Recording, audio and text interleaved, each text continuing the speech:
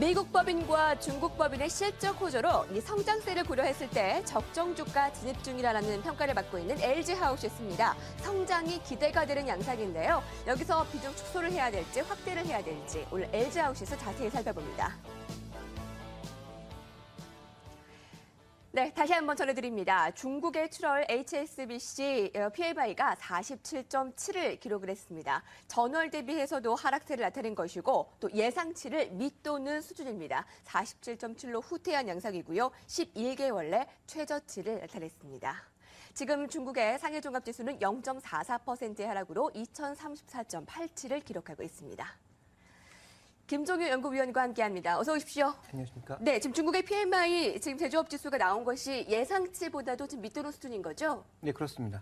한 48.6 정도를 예상을 했었는데 네. 그거보다 훨씬 밑도는 모습을 보여주었기 때문에 이 HSBC 제조업 지수의 특징은 중소기업들의 측정 지수거든요. 그러니까 중소기업들의 구조조정이 여전히 진행 중이라고 봐야 될 것 같고 시장의 기대를 여전히 밑도는 모습을 보여줌으로써 중국 제조업의 모습은 아직까지는 탄력을 받지 못하고 있다. 좀 이렇게 해석해 볼 수 있을 것 같습니다. 네.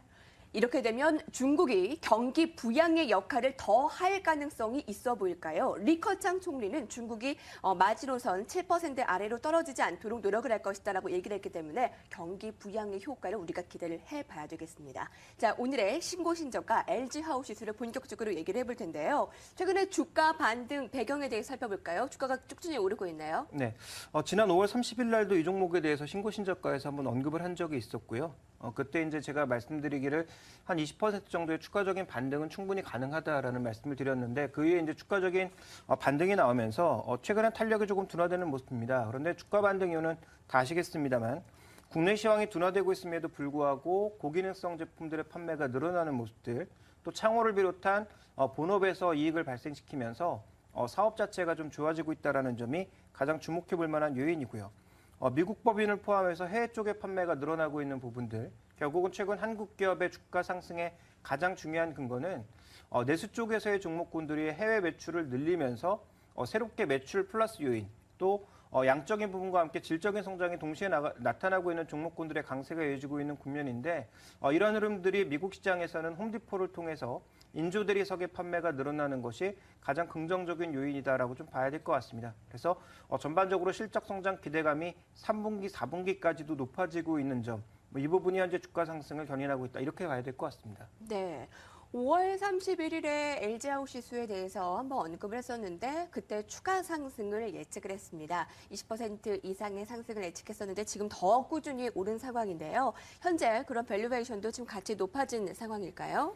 밸류에이션은 그때 비교해 봤을 때는 당연히 이제 주가 높아졌으니까 좀 네. 높아졌다고 봐야 될 텐데요.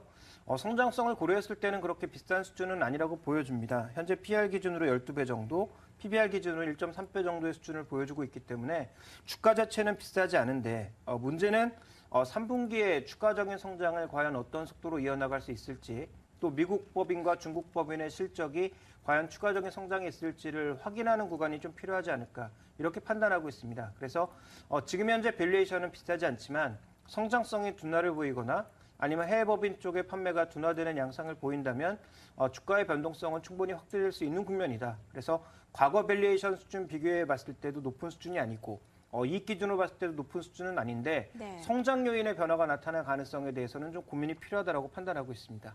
당시 방송을 했었던 당시가 10만 원 초반, 9만 원대까지 내려갔던 상황인데 지금 벌써 11만 5천 원까지 올라온 양상입니다. LG그룹 계열사들이 지금 실적 개선으로 선택과 집중이 유효하다라는 판단을 많이 하고 있는데요. 자, 앞으로의 이 실적에 대한 추이를 봤을 때 이 종목은 어떠한 투자 전략을 가지고 가야 되는지 설명을 해주실까요? 네, 결국은 호재가 선반영된 상황이라고 보고 있습니다. 그래서 추가적인 호재의 강도가 둔화되는 상황에서는 주가 탄력이 둔화될 수 있기 때문에 증권사에서 내놓고 있는 목표 가격 14만 원에서 16만 원 정도의 가격을 도달하기에는 제가 보기에는 좀 무리가 있지 않나 이런 판단을 하고 있습니다. 그렇다면 이 종목에 대해서는 미국 관련 뉴스에 대해서 계속 관심을 가져볼 필요가 있을 것 같고요.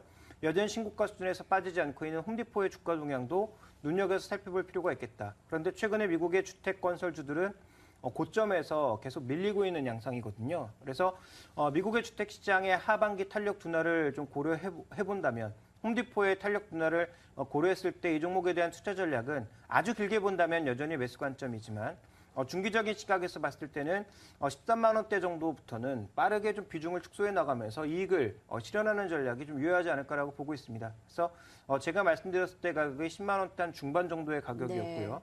20% 정도의 수익률을 고려해 본다면 뭐 12만 원대 후반에서 13만 원대 초반 정도의 가격을 예상해 볼 수가 있는데 그 정도의 가격에서는 서서히 비중을 줄여나가면서 성장 탄력을 계속 이어나가는지를 확인하는 그러한 시간이 필요하다고 판단하고 있습니다. 네, 12, 3만 원대에서는 비중 축소를 서서히 해 나가면서 추이를 살펴보자. 오늘 LG 하우시스의 최근의 상승세 배경과 전략을 세워봤습니다. MTN의 김종효 연구위원이었습니다. 고맙습니다.